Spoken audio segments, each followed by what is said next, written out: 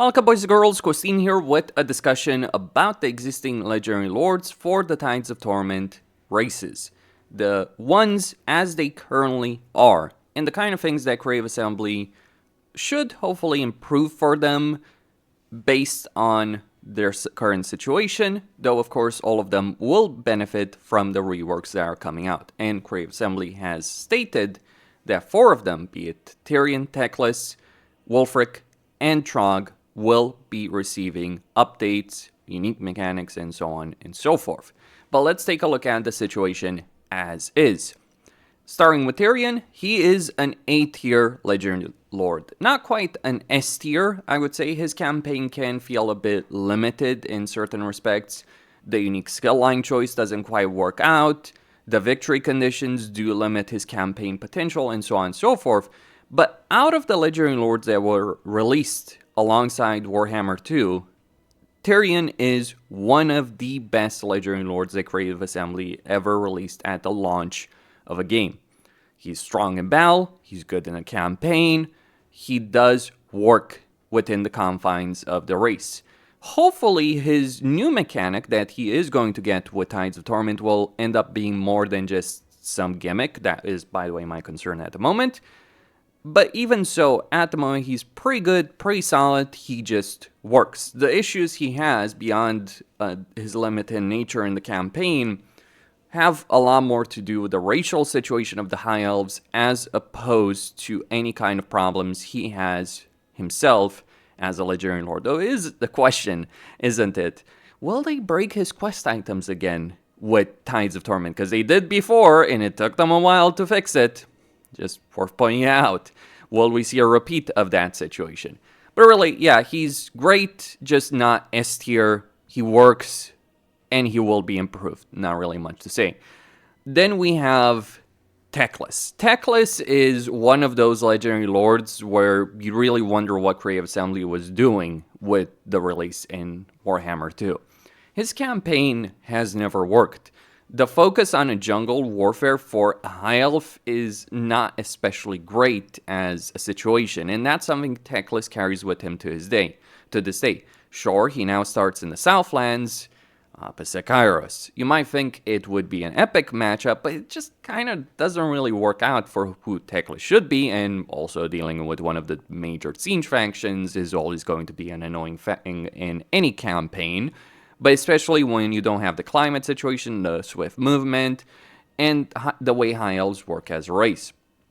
On top of that, you also have a campaign dynamic and victory conditions that push you towards going into Illustria, which is not as fun. The reason Teclis never worked in Warhammer 2, because he was supposed to be about, like, getting diplomacy to work. Then the Vortex campaign was about this 4-way battle between the factions that you were forced into. So that is the reason his campaign really fell apart from the very start.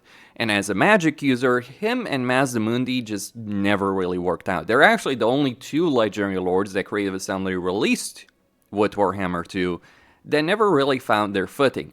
Morathi, Kroq-Gar, Skrolk even, they all did, beyond, Tyrion, Malekith, and so on. They all did find their footing. Yes, Kroq-Gar does suffer from inherent lizardman issues that still persist to this day, but he's pretty solid enough. I would probably rank him as a C tier, if anything, as a Legendary Lord. Decent enough, but Teclis is got one of the worst campaigns, and he's genuinely one of the worst Legendary Lords. Yes, he has power in battle, but just having power is not necessarily great. It's how that power works.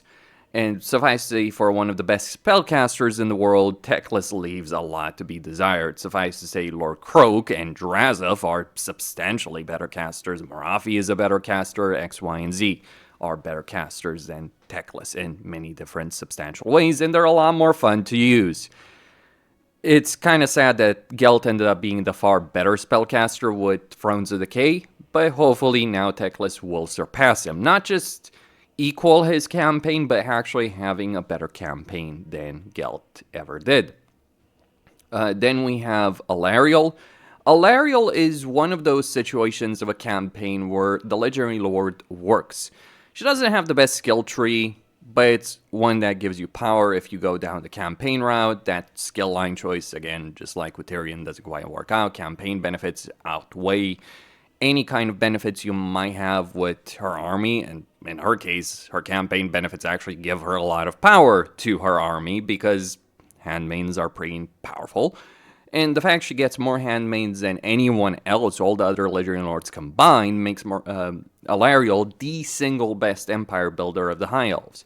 Now, you might think that would be great, but it's the kind of worst situation of Warhammer 3 in any campaign, where you have a lot of power that builds up, but the early game where the substance of any campaign exists right now is severely lacking in Alarielle's campaign. There is a reason why Queen and the Crown is one of the least popular DLCs at the moment. It was voted as one of the least popular DLCs by players in various polls that Reddit did, for instance, on the entire subject. Like, when you're competing with Grim and the Grave for worst DLC position, and of course Shadows of Change, then you're not really in good company, are you? And that's really the problem of Alarielle. She works, but the way she works is not especially fun or interesting.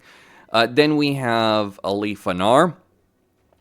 So my perspective of Alith Anar is he has an opposite issue, actually. See, Alith Anar does work. He does have good mechanics. His early game is interesting, lots of choice, lots of variety. That campaign can go sideways very, very quickly. And his missions early on do give him a huge pool of money and influence. The problem is it's a one-note campaign.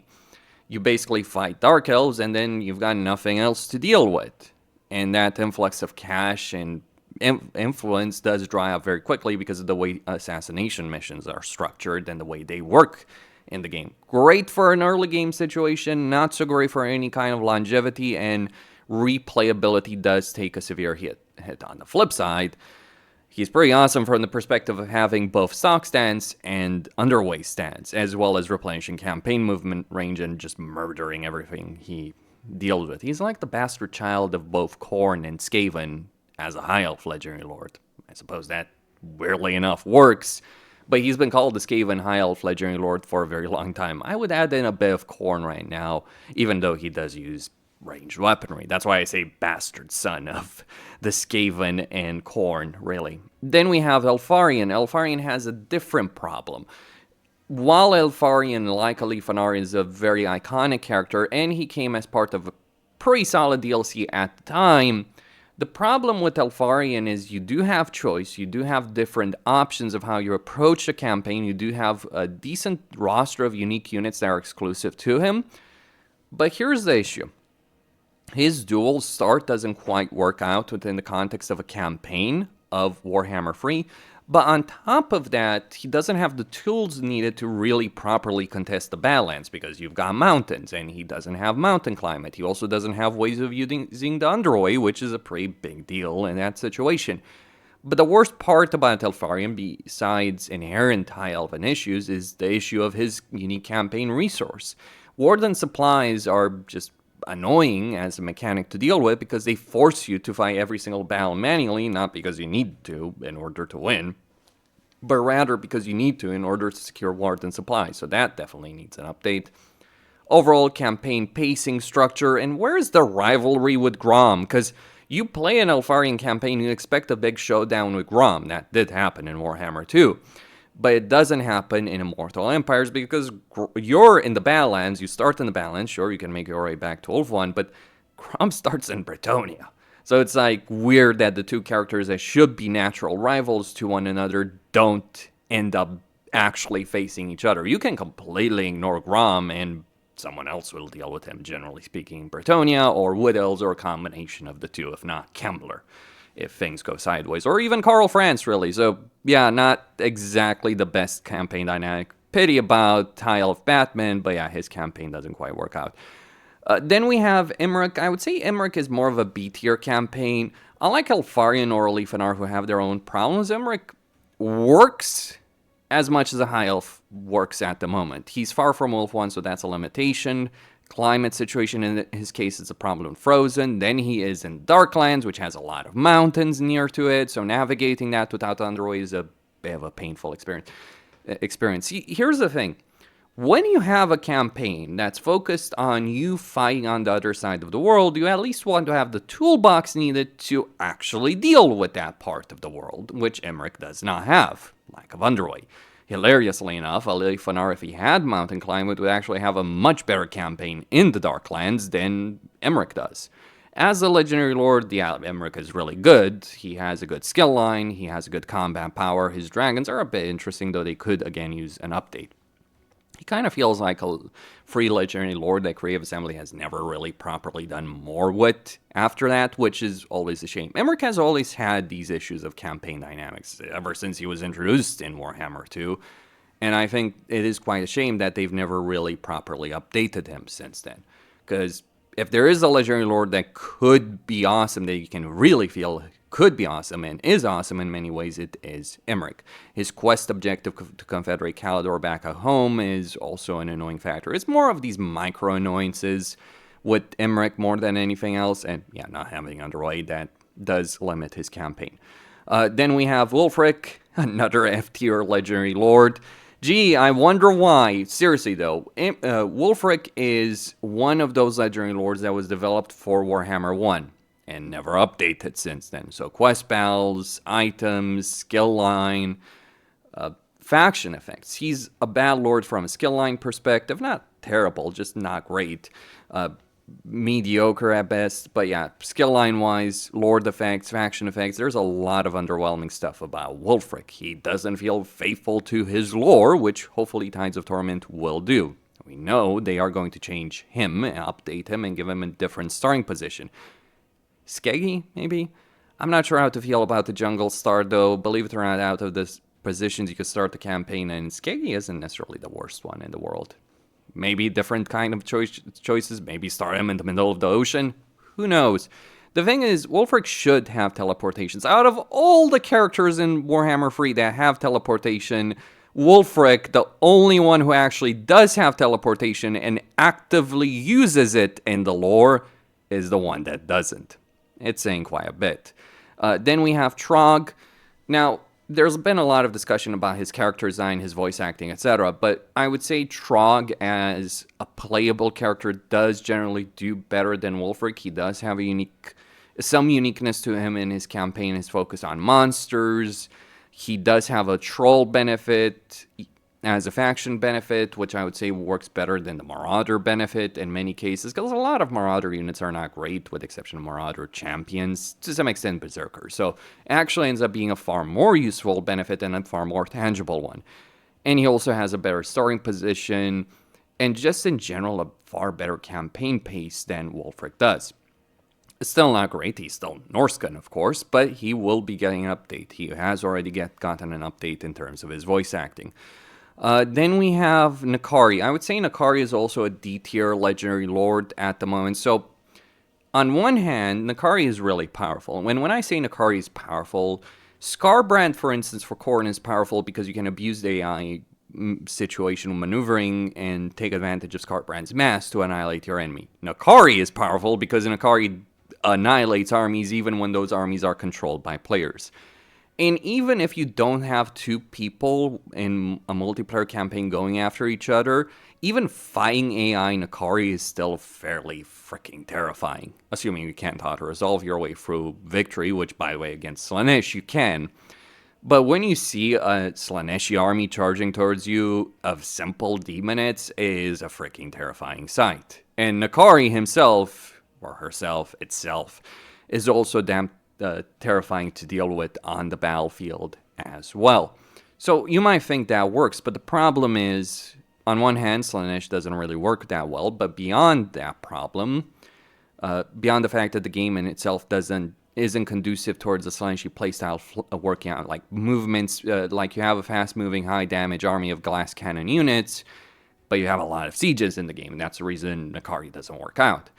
But the real problem is, even if you do have Slaanesh vastly improved and not having that problem and a better situation with sieges, you then run into the flip side of that issue, which is that you become too powerful because you no longer have anything at risk, because there's already not that much risk in an Nakari campaign once you deal with Wolfwan. The only risk comes there. It's a painful process, sure, But once you overcome that, you've gotten the golden trio of Tyrion, Eltharion, and Alarielle as vassals, and nothing can challenge you. It's the limitations of the vassal system inherently. So Nakari himself would be a good lord, but the design of his campaign just doesn't work out, I think. So that's where I think CA needs to do better. And then finally, of course, we have Lokhir, who is an S-tier lord. Now, I don't necessarily expect any substantial changes to Lokhir with Tides of Torment, though they could do some stealth updates for Lokhir. I mean, they did put him in a trailer, sure, maybe it's just like a rival to Alith Anar. But fun fact, out of all the legendary lords that have been done for free or at the launch of Warhammer 2, Lokhir is one of those that actually stands the test of time. So does Morathi, funnily enough. Dark Elves, regardless of how people feel about the systems they have, Dark Elves do work in the context of a Warhammer free campaign. And Lokhir arguably works best out of all of them. He has a fun campaign situation, lots of choices, diplomatic choices, military choices. He has block arcs. You can focus on naval dominance. You can focus on land dominance. Sure, you lack global recruitment, but Lokhir just makes the High Elf playstyle work very well. See, this is what makes a good Legendary Lord. It's having a fun, interesting campaign dynamic, but it's also having a Legendary Lord that plays to the strength of a particular race they're part of. That is precisely what Lokhir does. Could use an update, could use some balance changes, could use victory conditions update, which all of them, by the way, could. All the High Elves and all the Dark Elves and the Norscans. Not Nakari necessarily so much, but everyone else that's on this list, yes, victory conditions need to be updated. But beyond that, beyond those inherent issues that Dark Elves and High Elves both have with victory conditions, I would say Lokhir works extremely well. Climate things, research updates, all that kind of stuff. Could always be in order. Unique mechanics beyond just like having a lot of Black Arcs would make his campaign more interesting. But he is an S-tier Legendary Lord. Questine signing out. Stay tuned for more. And I'll see you next time. It will be interesting to see which of these Legendary Lords actually get real improvements. Because here's the thing. Just because CA is saying they're updating Legendary Lords doesn't mean it will actually work out. I hope it does, and I don't think you can get worse than Teclis and Wulfrik right now. But there's ways that could not work out. It depends on how they do the race, how they do the Legendary Lords, if they do anything about them. I would certainly argue Alarielle at the very least could use an update as a Legendary Lord, if nothing else. But we'll find out. Stay tuned.